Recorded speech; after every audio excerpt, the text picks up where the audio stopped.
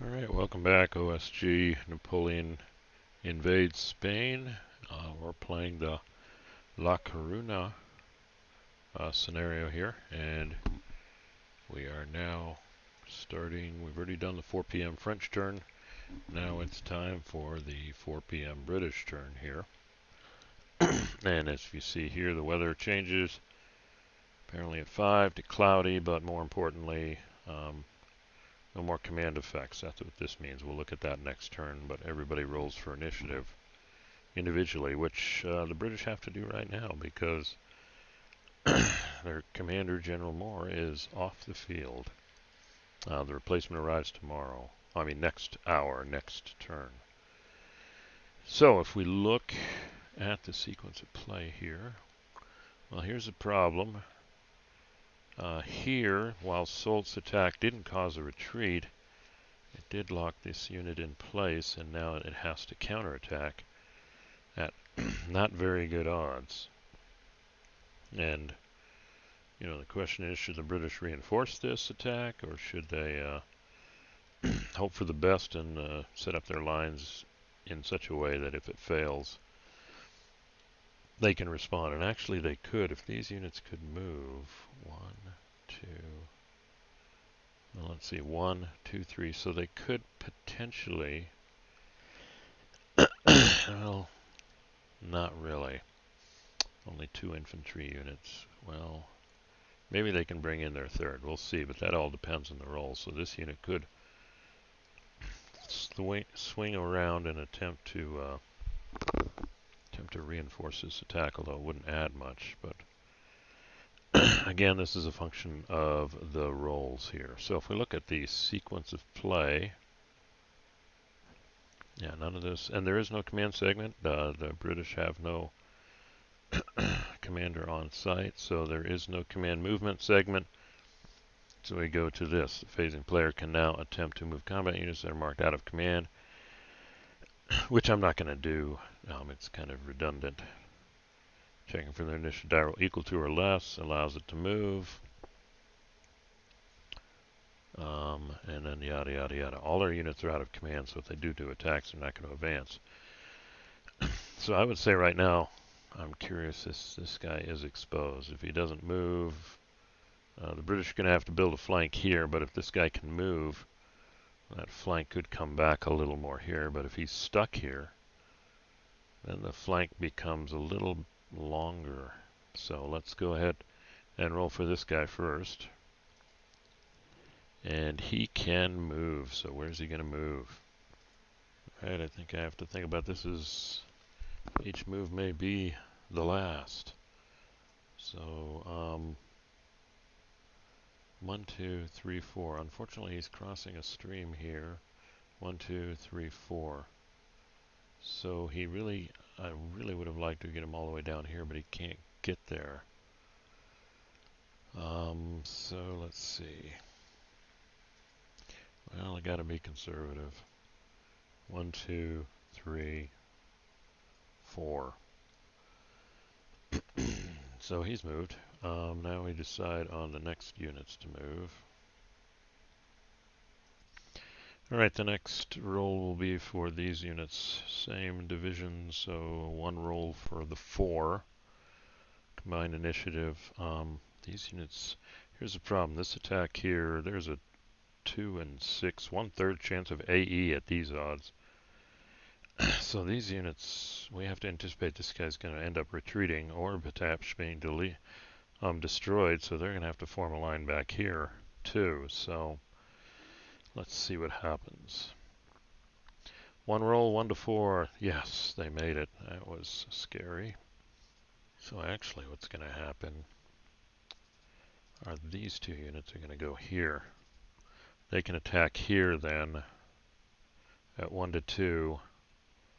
And I'll have to run the numbers on this, but this may be 1 to 2, 8, 8.5, cavalry, 10. That'll be 1 to 2.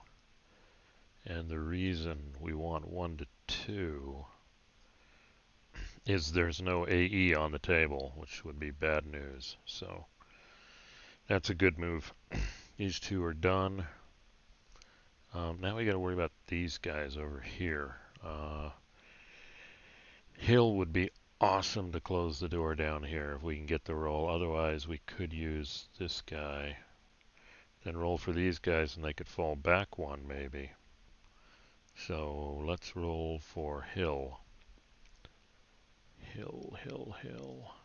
3. You are the man, Hill. So let's see where he can go.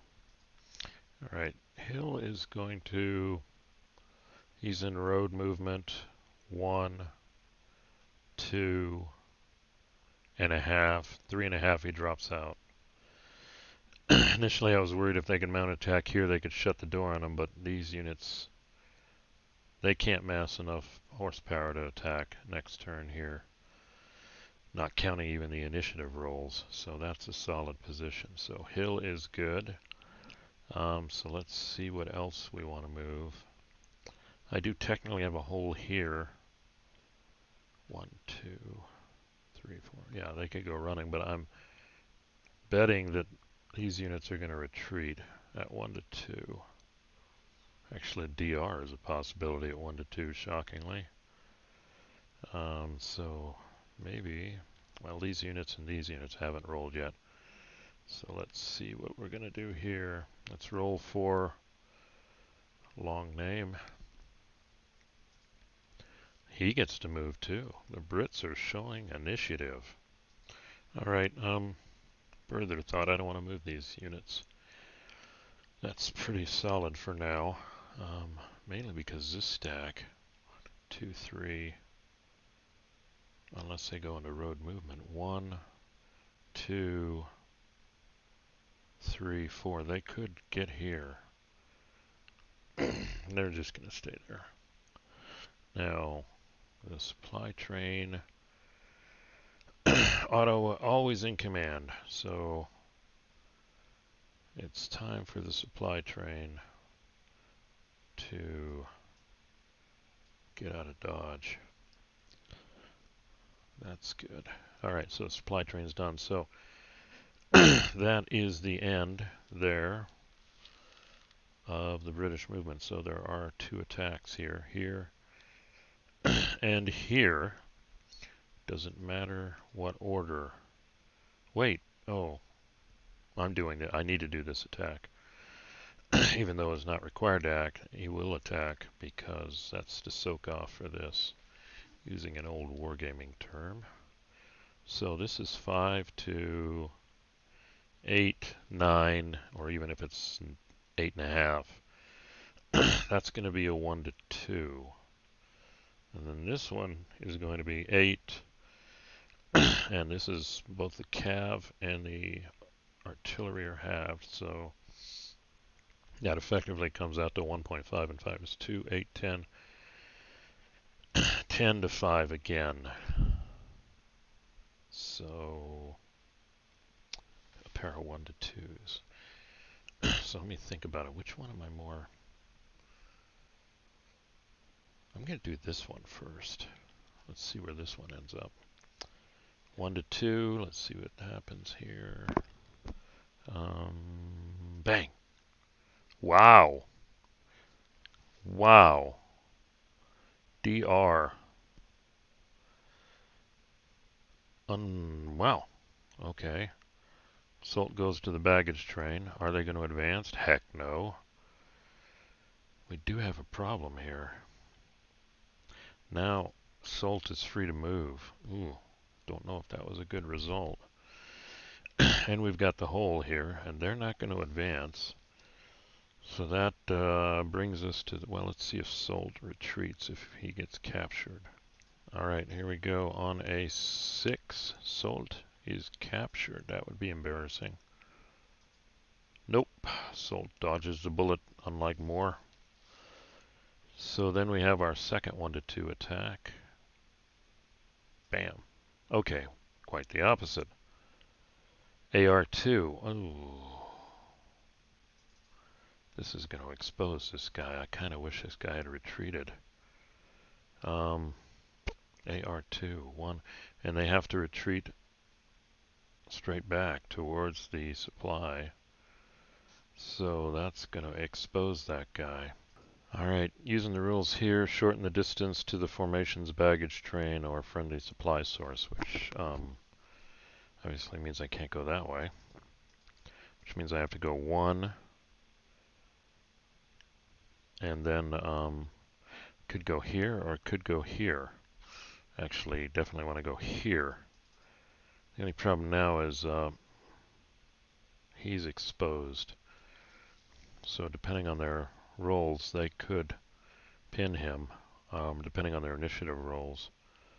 And then after that, what have we got here? I think I can advance after combat. Yep, here are the rules for advance after combat.